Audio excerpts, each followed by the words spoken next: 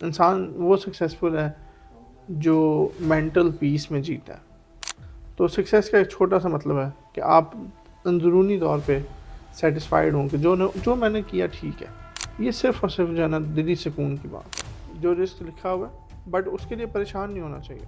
हम जिस हालत में ज़हनी सुकून में रह सकें वही हमारी सक्सेस है। जी, आपने बहुत अच्छी बात की, थैंक यू सर। तो आपके हिसाब से सक्सेस का मीनिंग क्या होता है? सक्सेस का मतलब जो है ना वो ज़हनी सुकून है। इंसान वो सक्सेसफुल है जो मेंटल पीस में जीता है, जिसको ये फ़िक्र नहीं है कि रात को सोना है तो मैं सही से सो पाऊँगा कि नहीं सो पाऊँगा। ठीक है? तो सक्सेस का एक छोटा सा मतलब है कि आप अंदरूनी तौर पे सेटिस्फाइड हों कि जो मैंने किया ठीक है। सो सक्सेस का ना कुछ लेना देना आपके पैसे से, ना कुछ लेना देना आपके काम से। ये सिर्फ़ और सिर्फ जो है ना दिली सुकून की बात है। जी, दैट्स इट, बस। जी, ठीक है ना? तो जो लोग पैसे के पीछे बहुत ज़्यादा भागते हैं, राज़िक ने तो रिस्क लिख दी है। वो आप कहीं पे बैठे भी रहेंगे ना तो आ जाना है। जितना लिखा हुआ है वो आ ही जाना है। तो रिस्क की तलाश में ज़रूर निकलना चाहिए, जो रिस्क लिखा हुआ है, बट उसके लिए परेशान नहीं होना चाहिए। ठीक है ना? तो परेशान हुए बगैर हम जिस हालत में ज़हनी सुकून में रह सकें वही हमारी सक्सेस है। जी, आपने बहुत अच्छी बात की। आप अपने टाइम को किस तरह मैनेज करते हैं, ख़ास तौर पे इतनी सारी ज़िम्मेदारियों के साथ? टाइम मैनेजमेंट जो है ना, अभी उस पर मैं काम कर रहा हूँ। अगर मैं अपनी ज़ात की बात करूँ तो टाइम मैनेजमेंट जैसी कोई चीज़ नहीं है मेरे अंदर। तो अभी इसके ऊपर काम चल रहा है। लेकिन पिछले 6 माह के का अगर कंपैरिज़न किया जाए तो बहुत बेहतर है। मैंने अपने दिन के हिस्सों को मखसूस कामों के लिए जो है ना वो अब चुन लिया कि सुबह 2 घंटे इस काम को देने हैं, फिर इस काम को देने हैं। और रिसेंटली जो तब्दीली मैं लेके आया हूँ वो ये है कि सैटरडे संडे को काम नहीं करना। पहले मैं 7 दिन के 7 दिन काम करता था, तो अब मैं सैटरडे संडे को काम नहीं करता। दूसरा, रात को 11 बजे के बाद कोई ऐसा काम नहीं करना जो कि मेंटली आपको थकाए। ठीक है? सो ये 2 चीज़ें हैं। टीम के लिए टीम के लिए या बाकी लोग जिनके साथ मैं काम करता हूँ उनको मैं टाइम मैनेजमेंट पे ठीक तरीके से डोज़ दिया हुआ है कि जी आपके टाइम शीट्स होने चाहिए। आपको पता होना चाहिए कि आपने दिन में कितने बजे शुरू करना है और कितने बजे ख़त्म करना है दिन। ठीक है? अ, जो हमारा जितना भी स्टाफ है और जितने कोलीग्स काम कर रहे हैं, सैटरडे संडे उनको ना मैंने मैसेज करना है, ना उन्होंने मुझे मैसेज करना है काम से रिलेटेड। सो वीकेंड के ऊपर अभी हमने एक नया कल्चर जो है वो टाइम मैनेजमेंट के पर्सपेक्टिव उस प्रैक्टिस में ये शुरू किया कि हमने फिज़िकल स्पोर्ट जो है ना, क्रिकेट खेलना है तो क्रिकेट खेलें। और टाइम मैनेजमेंट में इसका ज़िक्र इसलिए किया क्योंकि स्पोर्ट्स जो है ना, जो फिज़िकल एक्टिविटी एंड स्पोर्ट है, ये आपको सबसे ज़्यादा बेहतर तरीके से टाइम मैनेजमेंट सिखाती है। जी, तो ये चीज़ जो है ना वो टाइम मैनेजमेंट में हम प्रैक्टिस कर रहे हैं। जी। जी, माशाल्लाह आपने बहुत अच्छी बात की। और ये सारे ऑफ़िसेज़ में होना चाहिए बिल्कुल। सैटरडे और संडे को।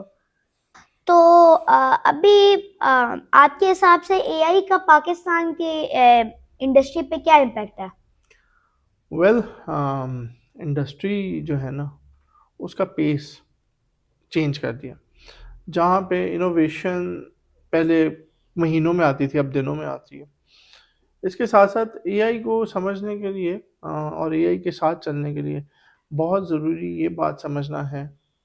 हम इसीलिए बाकी मुल्कों से शायद अभी पीछे हैं, क्योंकि हमें इस बात की समझ आहिस्ता-आहिस्ता लग रही है कि अब का दौर जो है वो डेटा का दौर है और डेटा की अवेलेबिलिटी नहीं, बल्कि डेटा को लेके इस बात की समझ होना कि कौन-सा डेटा हमारे काम का है और कौन-सा डेटा हमारे काम का नहीं है। जी। ठीक है ना? तो आर्टिफ़िशियल इंटेलिजेंस ने हमारे लिए चीज़ों को तेज़ कर दिया है, ठीक है? और जी। हमें इस सोच पर चलने पर मजबूर कर रही है कि अब हम अपनी अकल का इस्तेमाल करते हुए डिसीजन मेकिंग में जो है ना अपना जो शऊर है उसको बढ़ाएं. So it's not about the quantity of data but it's about the quality of data and decision making. तो अ, अगर एज अ सीईओ देखा जाए या बिजनेस ओनर्स के पर्सपेक्टिव, तो हमें अब ये सोचना चाहिए कि हमें काम और डिसीजन मेकिंग में इसको अपने लिए एज अ हेल्पिंग टूल कैसे सीखना.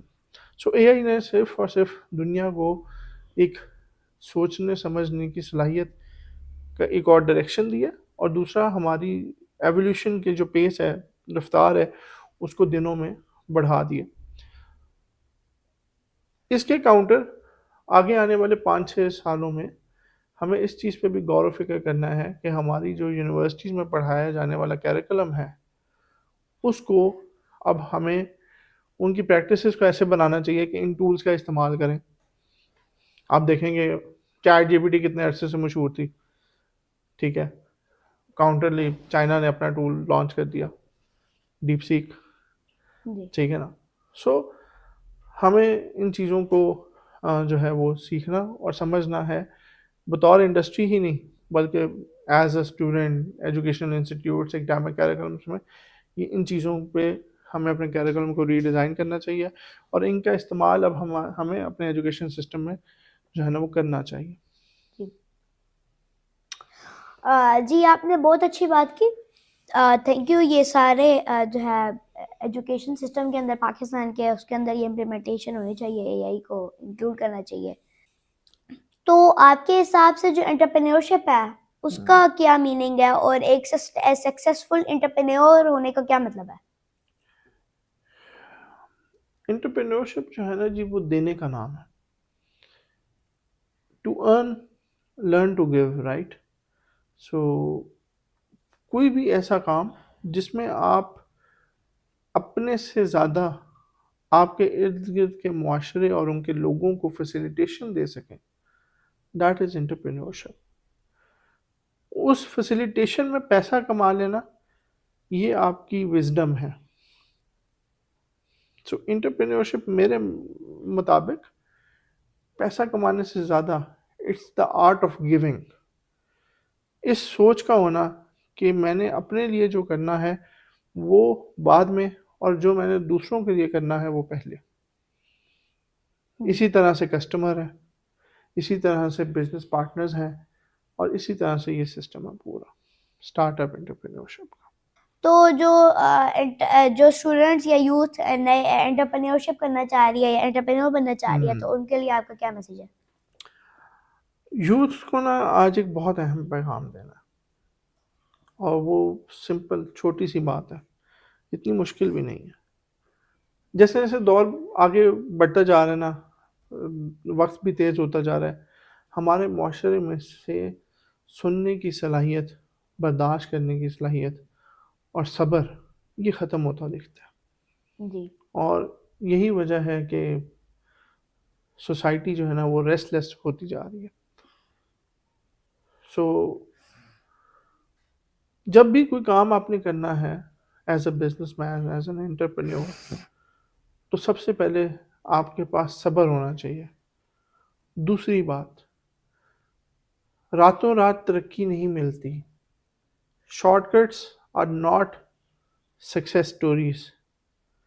दे can be a small period of light, but after that it's totally darkness. So रातों रात जो लोग कहते हैं ना कि हमने कामयाब हो जाना है, इट्स नॉट लाइक दैट. उसके साथ साथ फिर आप सब्र के साथ आप कंसिस्टेंसी को जोड़ें. एक काम बार बार करें until you succeed. सक्सेस का मतलब है रेपिटेशन ऑफ फेलियर्स, ठीक है ना. तो जी. फेलियर का बार बार रिपीट होना जब तक वो सक्सेसफुल ना हो जाए. तो यूथ को ये दो पॉइंट्स तो समझने हैं. इसके साथ साथ किसी भी सक्सेसफुल बंदे को मैंने जितना भी आज तक रीड किया, ऑब्जर्व किया, फेथ, रिलीजन, हार्मनी, इसके ऊपर बिलीफ सिस्टम बहुत अच्छा है. अपना बिलीफ सिस्टम बड़ा स्ट्रॉन्ग करें. इस चीज़ की कमी थी मुझ में. When I started practising it, जी तो मुझे समझ आई कि नहीं, this is not what we should do, we should have a very strong belief system. So आप एंटरप्रेन्योरशिप करना चाहते हैं, बिजनेस करना चाहते हैं, ये 3 बातें आप अपने साथ जोड़ लें, तो आप ज़िंदगी में कहीं ना कहीं कामयाब ज़रूर हो जाएंगे। तो सर मेरा भी एक विजन है कि जितने भी पाकिस्तान के स्टूडेंट्स हैं उन सबको इन स्किल्स की अवेयरनेस दी जाए ताकि वो अपनी स्टूडेंट लाइफ रनिंग स्टार्ट कर सकें और अपने पाँव पर खड़े हो सकें। तो आप मेरे इस विजन को सपोर्ट करने में मेरी क्या हेल्प कर सकते हैं? मैं आपकी हर तरह से सपोर्ट, आपके कॉन्सेप्ट को जो है ना वो एंडोर्स कर सकता हूँ। सो आपको कहीं भी लगे कि किसी भी यूथ को किसी भी तरह की स्किल डेवलपमेंट में मदद चाहिए, डायरेक्शन चाहिए, ठीक है, सो क्योंकि आपने इतनी छोटी उम्र में इतना बड़ा सोच का होना, ये खुद में एक कमाल है, ठीक है ना। Thank you. सो इस सोच को लेके चलें। केओटी एंटरप्राइजेस, आप बजाते खुद जिसको जैसे कहेंगे कि इसको डायरेक्शन देनी है, या सर यहाँ पे ये कुछ कोई भी यूथ है, मैं चाहता हूँ कि इनके बारे में कुछ सोचा जाए, तो you are always welcome, thank you. ठीक है ना। आप इस फैमिली का सिस्टम हिस्सा हैं, केओटी फैमिली का आप पार्ट है, ठीक है। Thank you. और आपने आपने अपने इस विजन को और बड़ा करना है, you are doing very good, ठीक है ना। सो जो आप कर रहे हैं दैट इज इनवैल्यूएबल, उसकी कोई वैल्यू नहीं है, and you are doing it in a very unique way. So इस सोच को बरकरार रखें, हम आपके साथ हैं, कदम मिला के चलेंगे, और पाकिस्तान में और पाकिस्तान के नाम के लिए दुनिया में काम इसी तरह करते रहेंगे। जी जी जी thank you very much sir, आपने इतना टाइम निकाला और पॉडकास्ट में आए। तो अगर आप लोगों को ये वीडियो पसंद आई है तो इस वीडियो को लाइक, चैनल को सब्सक्राइब और बेल आइकन दबा दें ताकि आपको मेरी तरफ से आने वाली हर अपडेट्स मिलती रहे। Thank you.